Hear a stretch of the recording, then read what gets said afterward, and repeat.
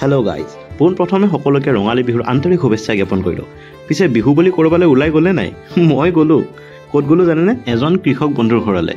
এতিয়া তেখেতে হৈছে বহুত খেতি কৰা মানুহ, কিন্তু তাৰে ভিতৰতে লাগি গ'ল ভোট জলকীয়াত ভয়ংকৰ বেমাৰ। জলকীয়াটো লাগিছে, নলগা নহয়, কিন্তু ভোট জলকীয়াত অত্যন্ত বেমাৰ লাগিল।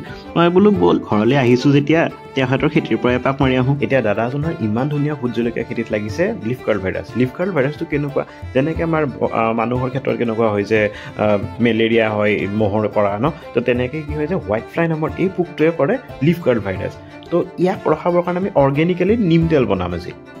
পিছে কৃষক বন্ধুসকল, নিম তেল বনোৱা অত্যন্ত সহজ। তাৰ বাবে লাগিব আপোনাক 200 গ্ৰাম নিমপাত, তেল, নাৰিকলৰ তেল আৰু কৰ্পূৰ।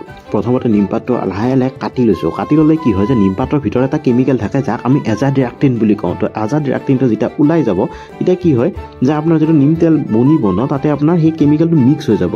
তো প্ৰথমতে আমি কাটি লওঁ, কাচাৰ কাটি লওঁ সৰু সৰুকৈ। কিছু সময় পানী নিগৰি যাব দি আধা লিটাৰ যি আমাৰ নাৰিকলৰ তেল আছিল সেইখিনি আমি গৰম কৰি লওঁ। বাছ উচকে বাদ কিয়া।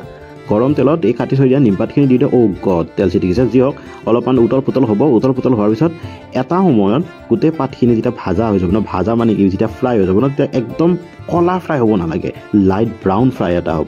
তেতিয়ালৈকে এইটোক উতল পুতল হৈ থাকিব দিয়ক তেল। গেছ বন্ধ কৰি সেইখিনিতে 2টা কৰ্পূৰ দি দিওঁ। বাছ হৈ গ'ল আপোনাৰ নিম তেল বনোৱা। মাত্ৰ এইটো এতিয়া আমি এৰাতিত ঠাণ্ডা হ'ব দিম, মানে গোটেই ৰাতিটো ইয়াতে থৈ পেলাই নেক্সট দিনাখন ৰাতিপুৱা এটা কলা বটল, আইনাৰ বটলত, হয়তো কলা আইনাৰ বটল নহ'লে যদি বগা বটলত ৰাখিছে কলা পলিথিনেৰে ঢাকি সূৰ্যৰ পোহৰৰ পৰা দূৰত থৈ দিব। নিম তেল এপ্লাই কেনেকৈ কৰিব? 1 লিটাৰ পানীত 5 ml, মানে 5 ml আপোনাৰ নিম তেল দিব। যিহেতু তেলে পানী এতিয়া মিক্স নহয়, মিহলি নহয়, সেইকাৰণে আমি তাতে চাবোন বা চাৰ্ফ অলপমান দি দিব লাগে। চেম্পু দিলেও হ'ব। তো মিক্স হৈ পেলাই আপোনালোকে মাৰিব পাৰিব। নিম তেল ব্যৱহাৰ কৰি সকলো ধৰণৰ কীট পতংগৰ পৰা আপোনালোকৰ গছ গছনিবিলাকক ৰক্ষণাবেক্ষণ দিব পাৰে।